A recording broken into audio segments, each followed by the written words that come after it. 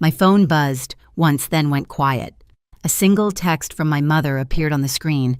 "Elena, you don't need to come back. Some places aren't meant for you."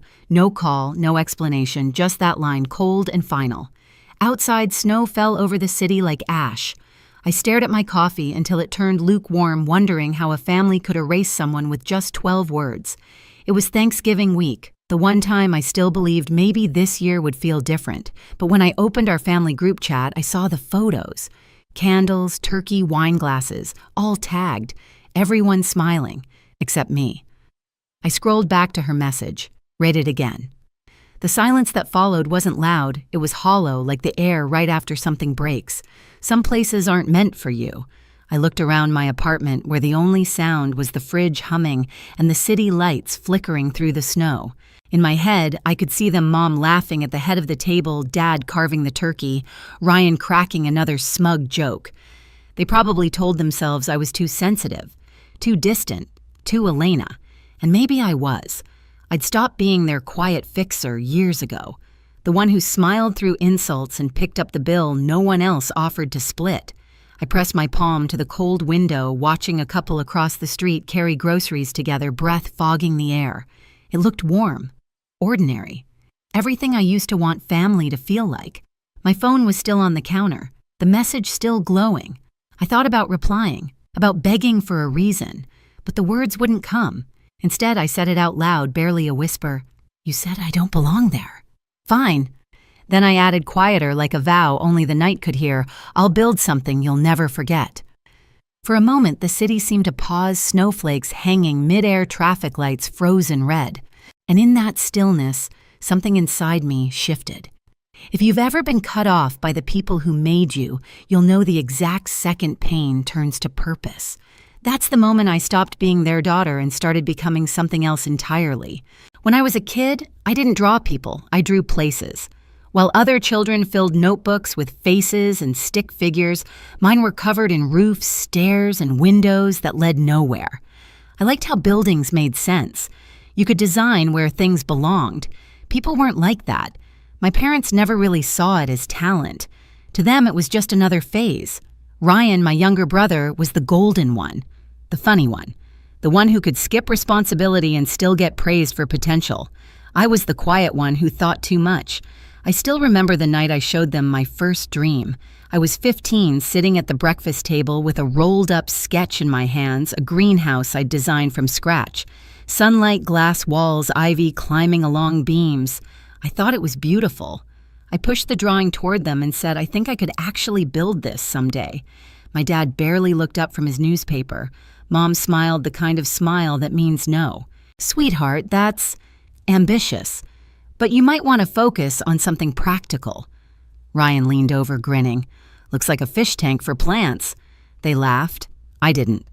Later that night, I found my drawing crumpled in the trash coffee grounds, staining the paper.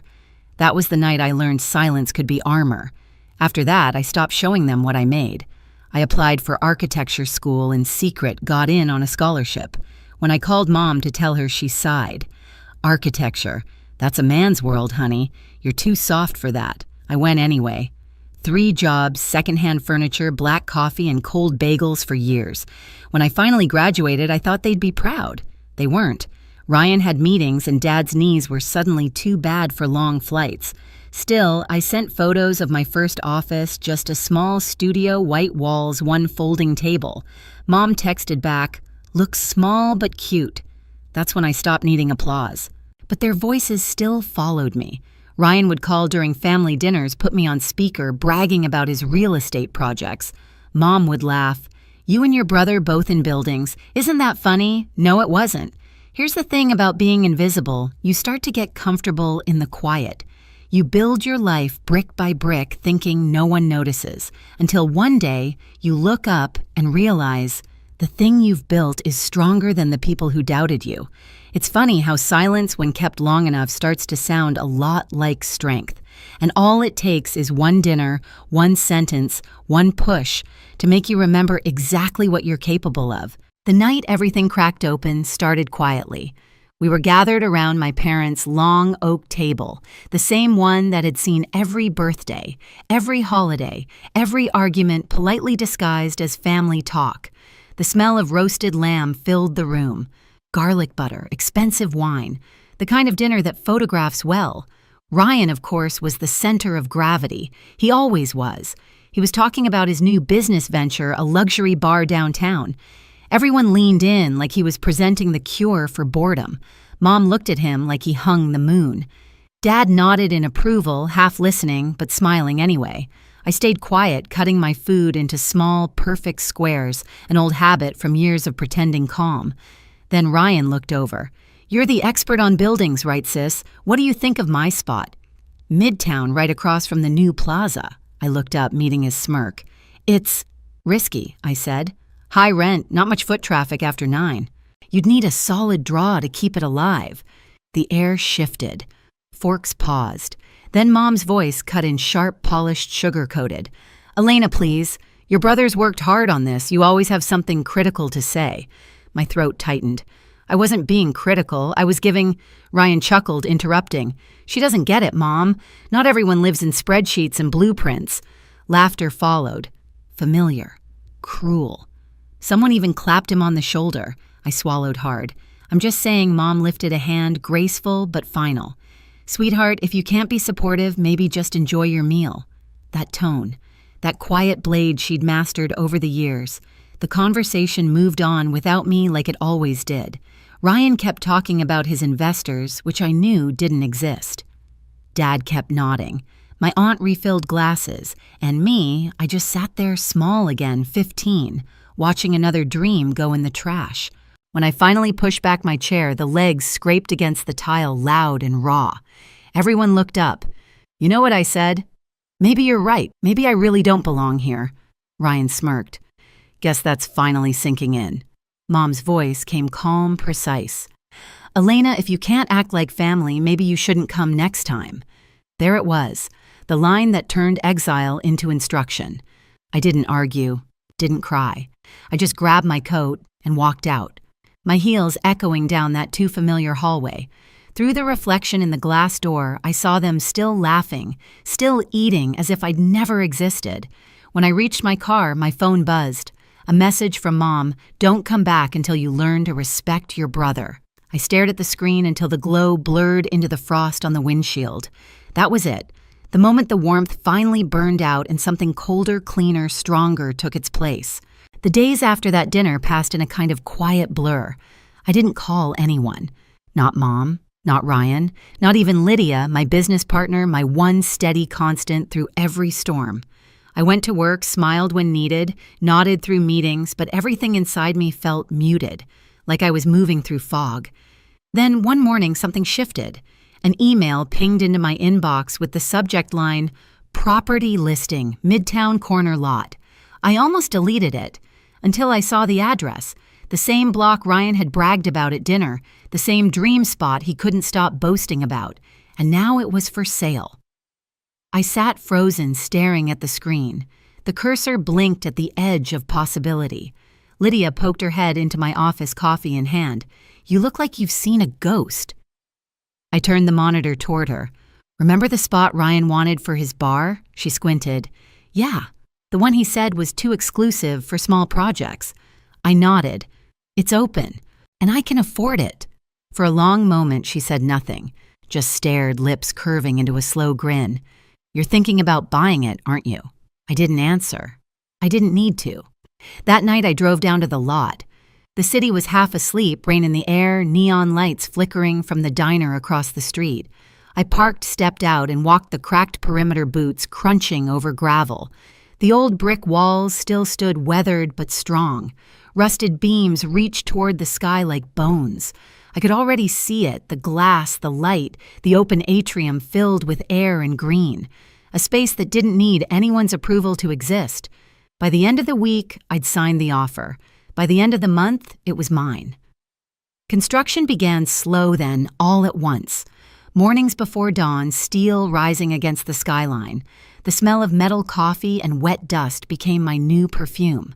Lydia would show up with 2 cups and a grin. "You're not just building a space. she said once. "You're exorcising ghosts." Maybe she was right. Every beam, every wall, it all felt like rewriting something old. A year passed in blueprints and concrete. No phone calls from home, no texts, just the sound of progress humming through silence. When it finally stood finished, I walked through it at sunrise. Glass above me, marble beneath, light everywhere. My reflection in the mirrored panels looked different still, but steadier anchored. We called it the Atrium by Voss. It wasn't revenge, it was proof. My name standing tall on the skyline they said I didn't belong to. A week before the grand opening, Lydia slid a newspaper across my desk. "Look," she said, tapping the headline. "They're calling it the city's new landmark." I smiled, slow, quiet, certain. They told me never to come back. Soon they'd be walking through doors with my name on them. Opening night felt like stepping into another life. The atrium shimmered under amber light, every panel of glass reflecting the city's heartbeat. Soft jazz floated through the air, blending with the hum of voices and champagne laughter. It didn't smell like revenge. It smelled like arrival. Guests poured in, dressed to impress clients, architects, investors, even a few critics who once ignored my calls. I smiled, shook hands, felt the warmth of cameras flashing. Lydia glided through the crowd in a green silk dress, clipboard in one hand, champagne in the other. She leaned close, whispering over the music. "You did it." I smiled back, about to answer, and then I heard it. A voice that didn't belong here. Too loud, too familiar. Ryan. I froze, glass in hand. I turned toward the entrance, and there they were. My brother Tuck's jacket, unbuttoned, confidence, oozing like spilled liquor. Behind him, my mother, clutching her purse like she owned the room. And my father a step behind, quiet as ever, eyes darting everywhere but mine. For half a second, I thought maybe I was hallucinating. But then Ryan's laugh rolled across the marble floor, and the sound made my chest tighten. "Guess word gets around," Lydia murmured beside me. They weren't on the guest list. I knew every name that walked through these doors. At the front desk, the hostess smiled politely. "I'm sorry, sir. There's no reservation under Voss." Ryan frowned. "Check again. It's our name on the building, isn't it?" Mom stepped forward, her tone dripping superiority.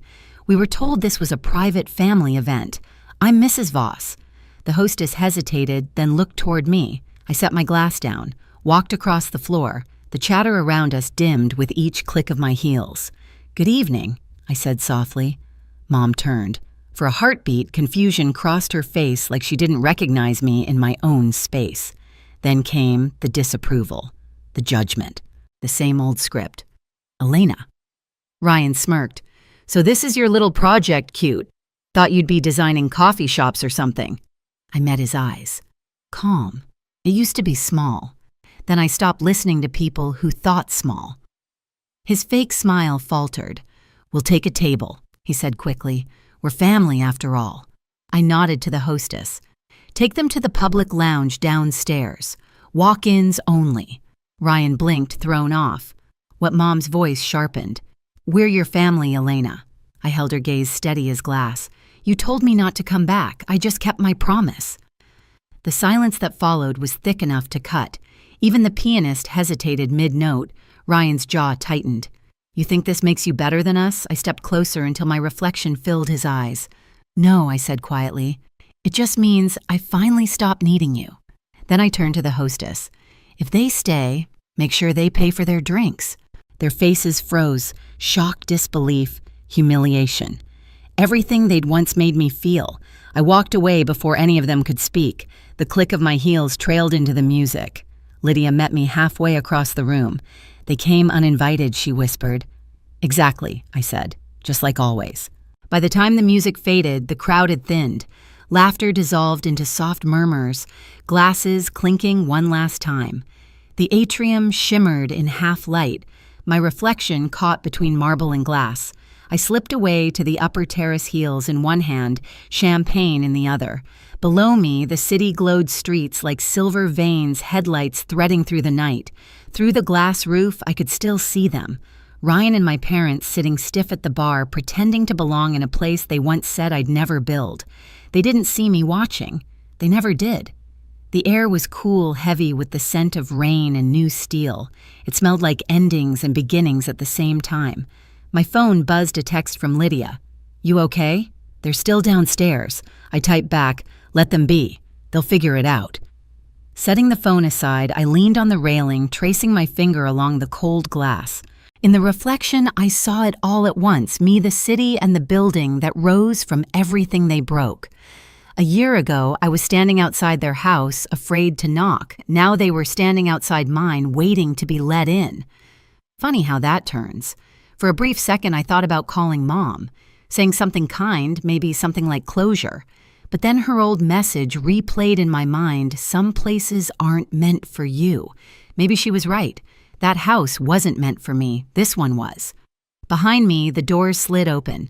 Lydia stepped out, coat draped over her arm, hair tousled from the night. "They're leaving," she said softly. I nodded. "Good." She handed me another glass, her smile warm and knowing. "So, what now?" I looked down at the glowing sign above the entrance.